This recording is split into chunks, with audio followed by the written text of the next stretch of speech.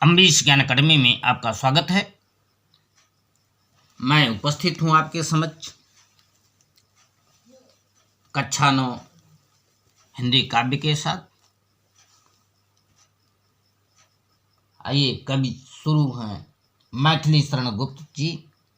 इनकी कविता है पंचवटी, और पंचवटी में जो पहला छंद है शुरू करते हैं। चारु चंद्र की चंचल किरणें खेल रही हैं जल थल में, स्वच्छ चांदनी बिछी हुई है अवनी और अंबर तल में। प्रकट करती है धरती हरित तृणों की नोकों से, मानो झूम रहे हैं तरु भी मंद पवन के झोंकों से। यहाँ झीम लिखा हुआ है, मानो झूम रहे हैं तरु भी मंद पवन के झोंकों से। आइए आप देखते हैं, ये अगर संदर्भ लिखना है तो आप लिखेंगे प्रस्तुत पद हमारी पाठ्य पुस्तक हिंदी काव्य से संकलित मैथिली शरण गुप्त द्वारा रचित खंड काव्य पंचवटी से लिया गया है। और अब इसमें व्याख्या देखिए। चारु चंद्र की चंचल किरणें। चारुचंद्र सुंदर चंद्रमा की चंचल किरणें स्थल और जल में समान रूप से खेल रही हैं, अर्थात समान रूप से बढ़ रही हैं। स्वच्छ चांदनी बिछी हुई है अवनी और अंबर तल में, जिसकी स्वच्छ चांदनी पृथ्वी से अंबर आकाश तक एक स्वच्छ दरी के रूप में बिछी हुई है। पुलक प्रकट करती है धरती हरित तृणों की नोकों से। हरे घास की तृणों के नोकों पर जो शीत जमी हुई है, जो इससे पुलकित होती हुई पृथ्वी मालूम पड़ती है। कभी कहना चाहता है, ऐसा मालूम होता है मानो वृक्ष भी झूम रहे हों और अपने झोंकों से बता रहे हों, प्रसन्नचित हो रहे हों। अर्थ एक बार पुनः देख लीजिए। सुंदर चंद्रमा की किरणें जल और थल में फैली हुई हैं। पृथ्वी और आकाश में स्वच्छ चांदनी बिछी हुई है। हरी हरी घास की नोकें ऐसी लगती हैं मानो ये पृथ्वी के सुख से रोमांचित हो रही हूँ। वहाँ के सभी वृक्ष मंद मंद वायु के झोंकों से झूमते हुए प्रतीत हो रहे हैं। इसमें काव्य सौंदर्य देखिए। काव्य सौंदर्य में भाषा खड़ी बोली है, अलंकार अनुप्रास उत्प्रेक्षा और मानवीकरण है, रस श्रृंगार है, गुण माधुर्य है। इसके बाद दूसरा छंद देखते हैं।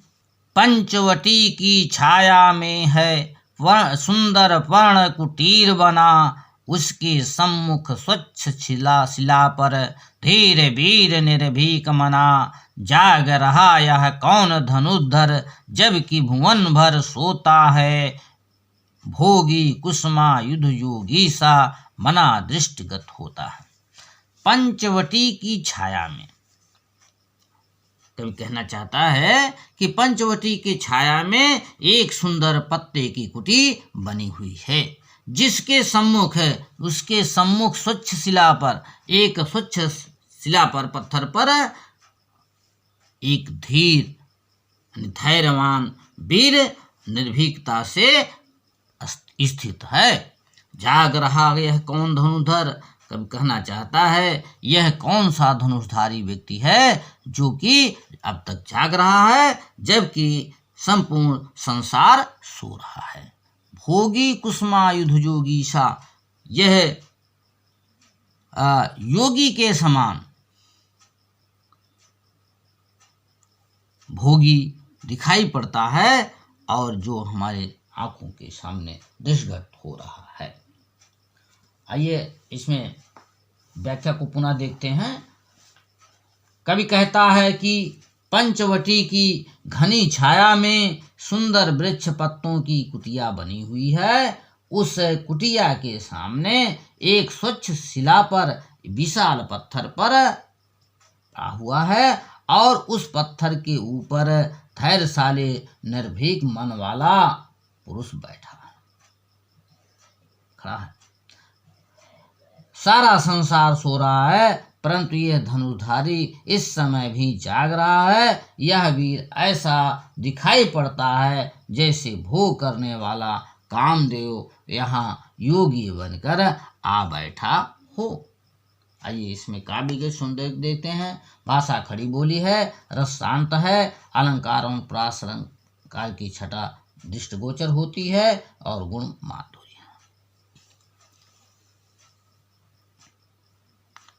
अगला देखते हैं। किस व्रत में है व्रति वीर, यह निद्रा कायों त्याग किए, राजभोग के योग विपिन में बैठा आज विराग लिए, बना हुआ है प्रहरी जिसका उस कुटीर में क्या धन है, जिसकी रक्षा में रत इसका तन है मन है जीवन है।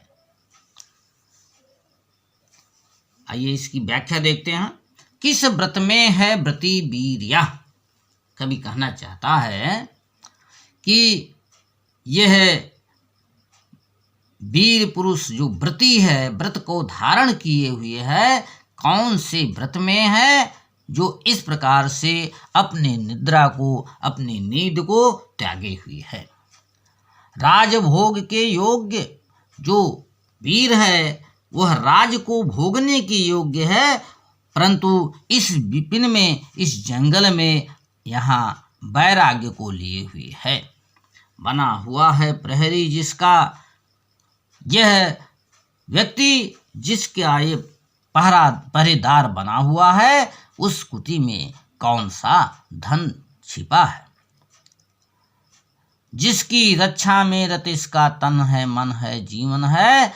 वो कौन सा ऐसा धन है जिसकी रक्षा में, जिसकी रक्षा करने के लिए इसका तन मन और जीवन समर्पित है। कवि ऐसा प्रश्न करता है। आइए इसमें भी काव्य सौंदर्य देखते हैं। काव्य सौंदर्य में देखिए, शैली वर्णात्मक है, अलंकार अनुप्रास है, गुण ओज है, रस अद्भुत है। अगला छंद देखते हैं।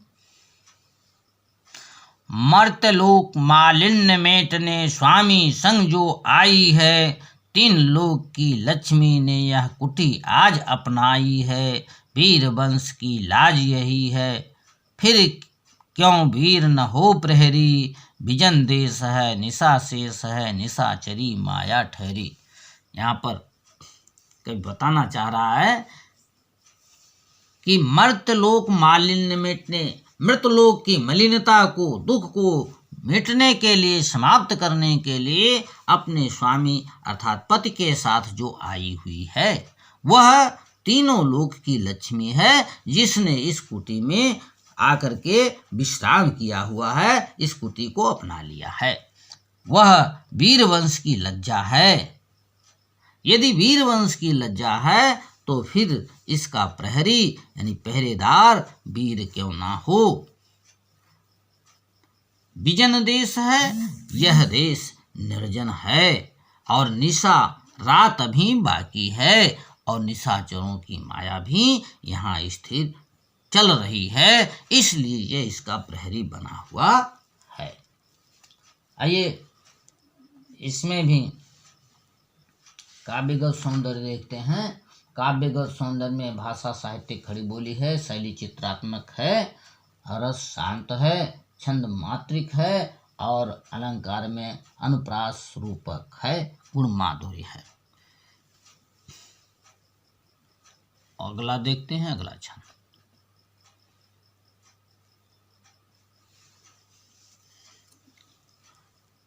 क्या ही स्वच्छ चांदनी है यह, है क्या ही निस्तब्ध निशा, है स्वच्छंद सुमंद है स्वच्छंद सुमंद गंध वह निरानंद है, कौन दिशा बंद नहीं अब भी चलते हैं, नियत नटी के कार्यकलाप। बंद होना चाहिए, बंध लिखा है, बंद नहीं अब भी चलते हैं, नियत नटी के कार्यकलाप। पर कितने एकांत भाव से, कितने शांत और चुपचाप। आइए यहाँ अर्थ देख लीजिए। क्या ही स्वच्छ चांदनी है, कवि कहता है यहाँ की जो चांदनी बिखरी हुई है पंचवटी में, कितनी सुंदर स्वच्छ चांदनी है, और क्या ही निस्तब्धता और कितनी शांत रात है। स्वच्छंद सुमंद गंध वह वायु स्वच्छंद है, सुंदर मंद ढंग से बह रही है और गंध से युक्त है। वह कौन सी दिशा है, कवि प्रश्न करता है, वह कौन सी दिशा है जो आनंद से रहित हो, अर्थात सारी दिशा आनंद से परिपूर्ण है। आगे कवि कहता है कि जो नियत रूपी नटी है, इसका कार्यकलाप अब भी चल रहा है, वह बंद नहीं है, परंतु कितने एकांत और शांत भाव से यह चुपचाप नियत रूपी नटी का कार्यकलाप चल रहा है। इसमें भी काव्यगत सौंदर्य देखते हैं।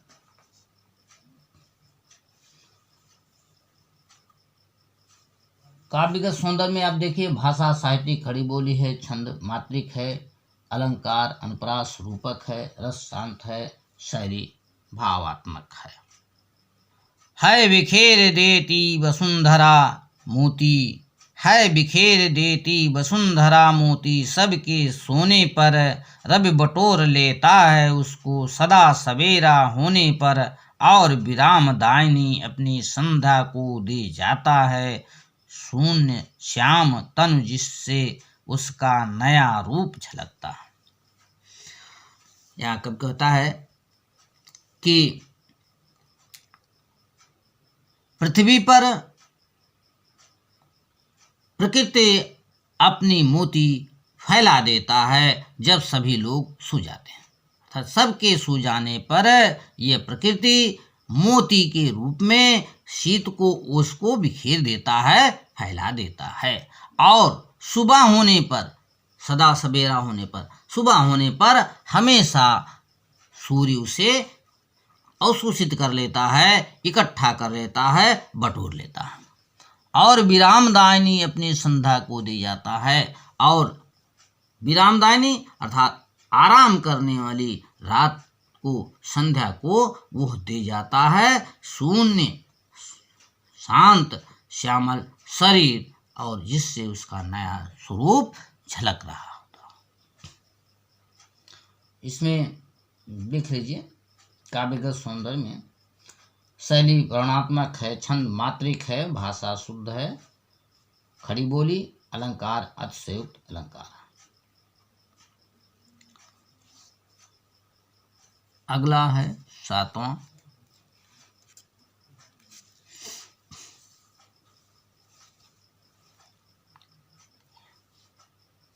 सरल तरल जिन तुहिन कणों से हंसती हर्षित होती है, अति आत्मीया प्रकृत हमारे साथ उन्हीं से रोती है, अनजानी भूलों पर भी वह अदय दंड दे देती है, पर बूढ़ों को भी बच्चों सा सदैव भाव से सेती है।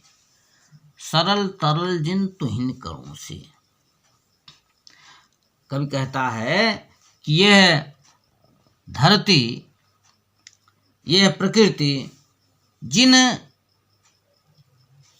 शीत कणों से पृथ्वी हंसती हुई और प्रसन्नचित होती हुई हमें दिखाई पड़ती है, और दुख आने पर वह उसी के साथ हमारे साथ आत्मीयता जोड़ते हुए प्रकृति रोती हुई दिखाई पड़ती है।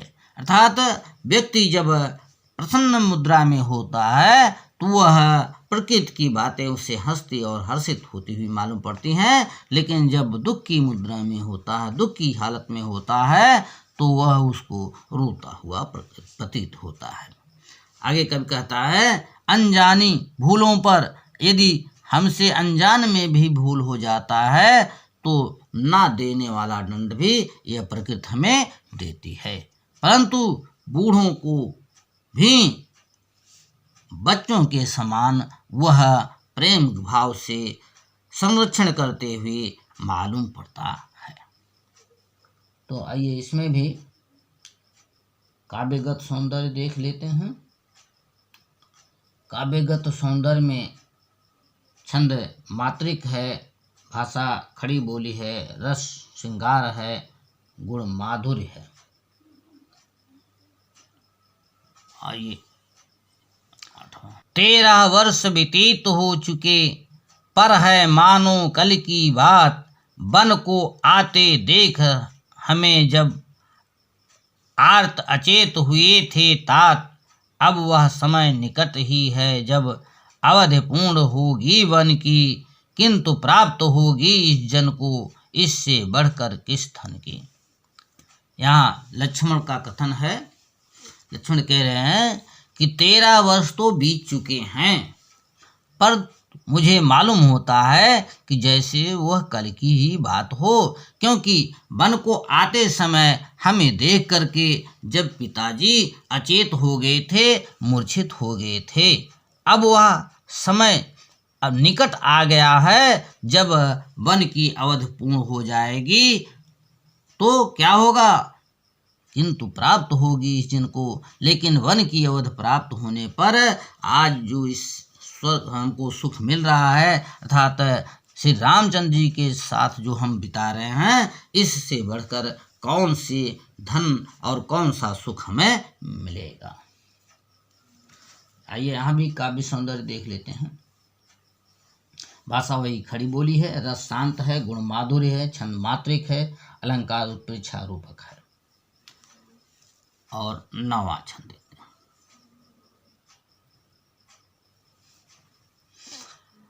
और आर्य को राजभार तो वे प्रजार्थ ही धारेंगे, व्यस्त रहेंगे हम सबको भी मानो विवश विसारेंगे, कर विचार लोकोपकार का हमें न इससे होगा शोक, पर अपना हित आप नहीं क्या कर सकता है यह नरलोक। यहाँ भी लक्ष्मण का कथन है और कह रहे हैं कि और आर्य की अर्थात श्री रामचंद्र जी के बारे में बता रहे हैं, और श्री रामचंद्र जी बड़े भाई जी राज के भार को प्रजा के हित के लिए धारण करेंगे, अर्थात राजभार को देखेंगे और अपने उस राजकाज में अधिक ही व्यस्त हो जाएंगे, और अधिक व्यस्तता के कारण ही हम सबको मानो भूल भी जाएंगे। परंतु लक्ष्मण कहना चाहते हैं कि विचार करके जो संसार का कार्य है, उपकार का कार्य है, हम इस पर ध्यान रख करके हमें इसमें कोई दुख नहीं होगा। परंतु आगे कहना चाहते हैं कि यह जो नरलोक है अर्थात मृत्युलोक है, यह क्या अपने हित की बात स्वयं नहीं कर सकता है, अर्थात यह अपने हित की बात स्वयं करना चाहिए और उसके लिए किसी की देखभाल की आवश्यकता नहीं होनी चाहिए। आइए इसमें भी देखते हैं।